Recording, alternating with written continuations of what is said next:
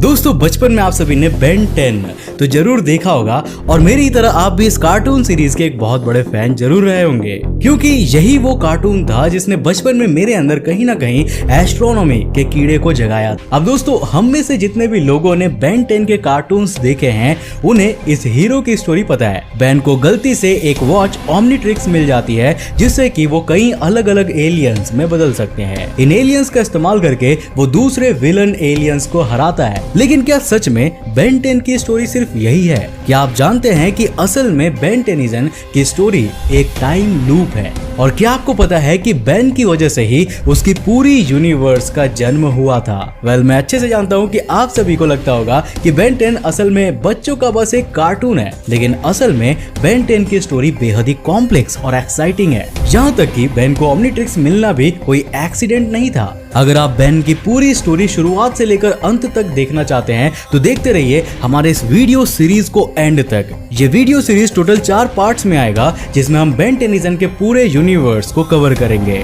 और जिसका पार्ट 1 अभी आप देख रहे हो। सबसे पहले बात करते हैं एज़मथ द क्रिएटर ऑफ ओमनीट्रिक्स के बारे में। दोस्तों यूनिवर्स के पैदा होने के कई हजारों साल बाद लाइफ के पहले ब्लॉक्स पैदा हुए। इन सिंगल सेल ऑर्गेनिजम्स का नाम था स्लाइम बायोट्स। यही वो जीव थे जिन्होंने अलग अलग डीएनए और जेनेटिक मटेरियल्स को प्लैनेट पर पहुंचाया और अलग अलग तरह के एलियंस को जन्म दिया। अब कुछ समय बाद जब एलियंस बनने लगे तब एक छोटे से प्लैनेट पर एक जीनियस का जन्म हुआ।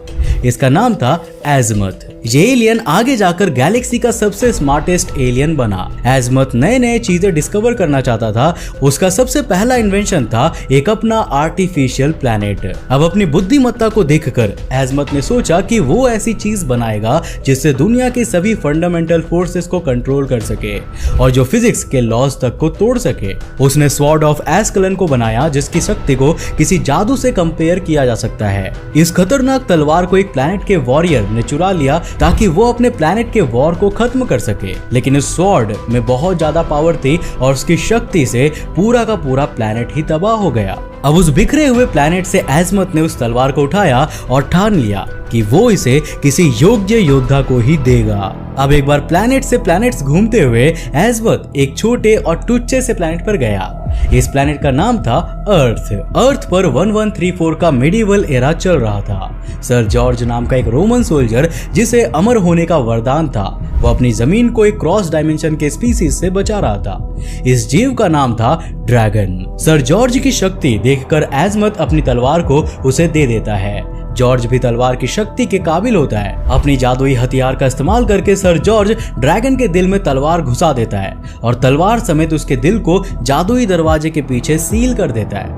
अब इस तरह इंसानियत अपने पहले एलियन सभ्यता से बच पाए। सर जॉर्ज ने तब फॉरएवर नाइट्स को जन्म दिया जिनका काम था हर तरह के एक्स्ट्रा टेरेस्ट्रियल जीवों से अर्थ को बचाना। अब दोस्तों एज़मथ भी एक ऐसा डिवाइस बनाना चाहता था जिससे कि जंग नहीं पर अमन को फैलाया जा सके। तब उसने ओमनीट्रिक्स बनाने का प्लान किया जिससे कि अलग अलग एलियंस में कन्वर्ट हुआ जा सकता था। इसके बाद एज़मथ कई सालों तक अपने इस इन्वेंशन को पूरा करने में जुट गया। वहाँ पर टाइम ट्रेवल करके फिर से माल्ट्रुआंट आ जाता है। दरअसल वहाँ उसका जहाज खराब हो गया था, इसलिए उसे इस टाइमलाइन में आना पड़ा। अब वो यहाँ स्पेस में मदद के लिए कॉल करता है और इस कॉल का जवाब देता है बेहद ही जवान विलगैक्स। अब आप बेन 10 के इस विलन को तो जरूर जानते होंगे। अब मैं आपको बताने जा रहा हूँ कि विलगैक्स आखिर क्यों हर वक्त ओमनीट्रिक्स के पीछे ही पड़ा रहता था। दोस्तों विलगैक्स माल्ट्रुआंट के जहाज को ठीक करने में मदद करता है और बदले में माल्ट्रुआंट उसे क्रोनोसेपियन टाइम बॉम्ब देता है। जल्दी टाइम ट्रेवल करके फ्यूचरिस्टिक बेन 10 और उसका पार्टनर रूक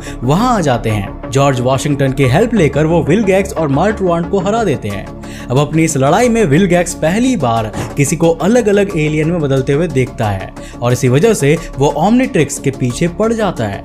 माल्ट्रुआंट फिर से टाइम में ट्रैवल करने निकल जाता है। फ्यूचरिस्टिक बेन और रूक उसके पीछे चले जाते हैं और विलगैक्स फिर से स्पेस में चला जाता है। अब जॉर्ज वॉशिंगटन इस घटना से इंस्पायर होकर अपनी एक ऑर्गेनाइजेशन बनाते हैं जिसका नाम होता है प्लम्बर्स। अब इन प्लम्बर्स का सीक्रेट बेस माउंट रशमोर में बनाया जाता है जहां पर मौजूद चेहरे प्लम्बर्स के असली फाउंडर्स थे। बात करते हैं प्रोफेसर पैराडॉक्स की। साल 1952 की बात है। एक अनजान प्रोफेसर और उसका असिस्टेंट ऐसे मशीन पर काम कर रहे थे जो कि स्पेस टाइम कॉन्टिनम में छेद कर सकता है। अब मशीन में अचानक कुछ खराबी आ जाती है और वो दोनों को अपने अंदर समा लेती है और इसी से हमारे स्टोरी में आते हैं प्रोफेसर पैराडॉक्स। अब जानते हैं the greatest plumber of the universe के बारे में। दोस्तों, साल 1962 में एयर फोर्स पायलट, एस्ट्रोनॉट और प्लम्बर मैक्सवेल टेनिसन एक एनर्जी से बनी हुई एलियन की एक एंड्रॉइड वाले एलियन से जान बचाते हैं जो कि उसकी शक्तियां लेना चाहता था। अब उस एनर्जी वाली एलियन का नाम वर्डोना है। मैक्स और वर्डोना आगे जाकर एक साथ मिलकर अपनी फैमिली बनाते हैं। अब उसे बचाते वक्त एक एलियन पुलिस फोर्स का मेंबर भी वहां मौजूद होता है जिसका नाम है मैजिस्टर लैब्रिड। मैक्स की क्षमता देखकर वो डिसाइड करता है कि प्लम्बर्स को गैलेक्सी में हर जगह काम करना चाहिए। इस वजह से प्लम्बर्स का एसोसिएशन मल्टी गैलेक्सी लेवल का हो जाता है और मैक्स टेनिसन का नाम one of the greatest plumber in history के लिस्ट में जुड़ जाता है। अब दोस्तों, अपने प्लम्बिंग के करियर में मैक्स के बहुत से पार्टनर्स रह चुके हैं। उन्हीं पार्टनर्स में से एक होता है डेविन लेविन जो अपनी जान देकर मैक्स की जान बचाता है। इसके बदले मैक्स वादा करता है कि वो उसके बेटे की रक्षा करेगा।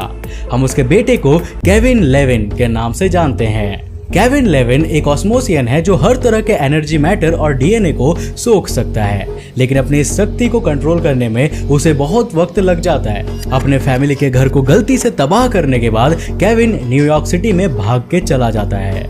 दोस्तों, चलिए अब जानते हैं when Ben gets the Omnitrix. अब दोस्तों, कुछ साल गुजर जाते हैं। हैजमत ने फाइनली ओमनीट्रिक्स का प्रोटोटाइप सक्सेसफुली बना लिया है। वो मैक्स के पुराने पार्टनर जाइलिन को ये ओमनीट्रिक्स दे देते हैं ताकि वो ओमनीट्रिक्स को one of the greatest plumber max Tennyson तक पहुंचा सके। लेकिन ओमनीट्रिक्स के एग्जिस्टेंस की कहानियां पूरे यूनिवर्स में फैल गई है। यह सुनकर विल गैक्स, जिसने कि साल 1770 के दशक में अपनी आंखों से ओमनीट्रिक्स को देखा था, वो उसके पीछे पागलों की तरफ पड़ जाता है। विल गैक्स जाइलिन के शिप पर हमला करता है। अब इन दोनों की इस लड़ाई में बड़ा धमाका होता है जिससे विल गैक्स को बहुत चोट आती है और वो मरते मरते बचता है। जाइलिन का शिप भी तबाह होकर अर्थ की तरफ गिरने लगता है। जाइलिन ओमनीट्रिक्स को सक्सेसफुली एक मशीन में बंद कर देती है जिसे सिर्फ मैक्स टेनिसन के डीएनए से ही खोला जा सकता है। जाइलिन ओमनीट्रिक्स को अर्थ पर भेज देती है और उसका खुद का शिप आर्कटिक ओशन में क्रैश हो जाता है जहां वो फ्रीज होकर रह जाती है। वहीं नीचे अर्थ पर मैक्स टेनिसन अब रिटायर हो चुके हैं। वो अपने ट्रक के घर द रस्ट बकेट में रह रहे हैं। समर सीजन शुरू होता है और मैक्स डिसाइड करते हैं कि वो अपने पोते बेन टेनिसन और अपनी पोती ग्वेन टेनिसन को रोड ट्रिप पर लेकर जाएंगे ताकि वे ज्यादा क्लोज आ सके। अब बेन 10 का मेन कार्टून यहीं से शुरू होता है। मैक्स, बेन और ग्वेन सबसे पहले कैलिफोर्निया के एक कैंप साइट में घूमने जाते हैं। कुछ मिस्टीरियस घटनाएं जिनके बारे में हमें फ्यूचर में पता चलती है, उसकी वजह से बेन ओमनीट्रिक्स के पॉड के करीब आ जाता है। अब चूंकि बेन मैक्स का ही पोता है, इसीलिए उसके डीएनए से मशीन खुल जाती है और ओमनीट्रिक्स वॉच बेन 10 के हाथों में चिपक जाती है। अब इस तरह एक सुपर हीरो का जन्म होता है जो 10 अलग अलग एलियंस में बदल सकता है। मैक्स टेनिसन ने अब तक अपने बच्चों को अपने प्लम्बर के करियर के बारे में नहीं बताया है। बेन और ग्वेन को ये तक नहीं पता कि एलियंस एग्जिस्ट करते हैं, लेकिन फिर भी मैक्स अपने एलियन से लड़ने वाले नॉलेज का इस्तेमाल करके बेन की ओमनीट्रिक्स को कंट्रोल करने में हेल्प करता है। पूरे समर सीजन में वे अलग अलग स्टेट में जा जाकर खतरनाक एलियन से लड़ते हैं और उन्हें खत्म करते हैं। अब एक बार न्यूयॉर्क के अपने ट्रिप के वक्त बेन केविन से मिलता है जो उसके पावर्स को सोख लेता है और उन शक्तियों का इस्तेमाल अपने फायदे के लिए करता है। अब ओमनीट्रिक्स में से एक डिस्चार्ज होता है जिससे कि केविन एक अजीब टाइप के एलियन में बदल जाता है और फिर केविन बचकर छुपने चला जाता है।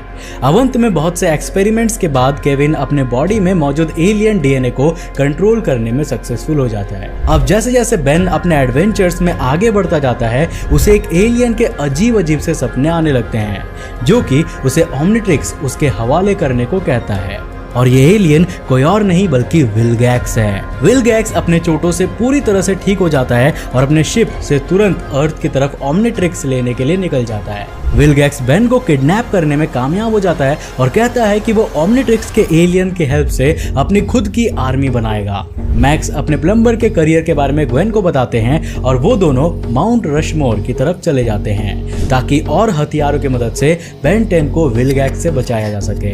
अब मैक्स और ग्वेन विल गैक्स के शिप पर जाने में सक्सेसफुल हो जाते हैं और वो उस शिप को तबाह करके बेन को बचाने में कामयाब हो जाते हैं। मैक्स उनसे वादा करता है कि वो अपने पास्ट और अपने प्लम्बर करियर के बारे में सब कुछ बताएगा। अब जैसे जैसे समर सीजन आगे बढ़ता जाता है वे तीनों अपनी शक्तियां बढ़ाने लगते हैं।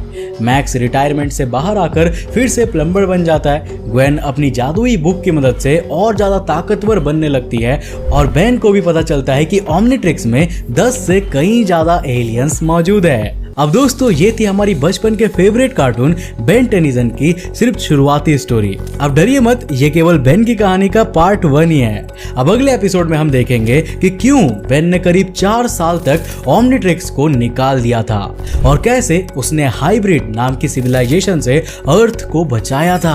तो आज के लिए इस एपिसोड में बस इतना ही। अगर आपको ये वीडियो पसंद आया तो इसे लाइक करने के साथ साथ अपने फ्रेंड्स और फैमिली के साथ जरूर शेयर करना। और अगर आपने भी कहीं ना कहीं बचपन में बेन 10 वाले कार्टून को देखकर एस्ट्रोनॉमी में दिलचस्पी ली है तो यार मुझे नीचे कमेंट करके जरूर बताना। अब अगर आपके नेक्स्ट एपिसोड के लिए कमेंट्स ज्यादा होंगे तो मैं डेफिनेटली इसका नेक्स्ट एपिसोड जल्द से जल्द लेकर आऊंगा।